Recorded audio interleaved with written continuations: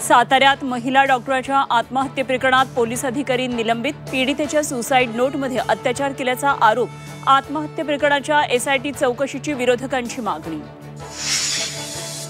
महिला डॉक्टरच्या तक्रारीची वरिष्ठांनी दखल न घेणं गंभीर, धनंजय मुंडेंचा सवाल, तर आत्महत्या प्रकरण फास्ट ट्रॅक कोर्टात चालवण्याची मागणी।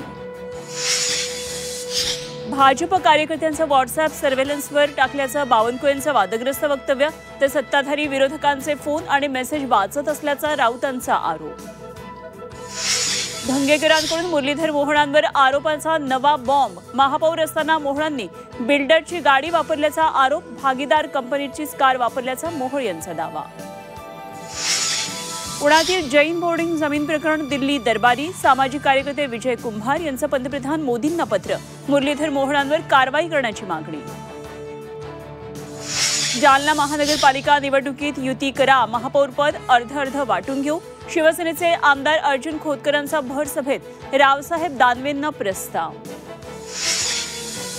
जतमध्ये राजाराम बापू पाटलांच्या कारखान्याच्या नावाची पाटी अज्ञातांनी बदलली, राजे विजयसिंह डफेंच्या नावाची पाटी लावल्यानं वाद, तर पाटलांनी कारखाना हडपलाय, पडळकरांचा पुन्हा एकदा आरोप।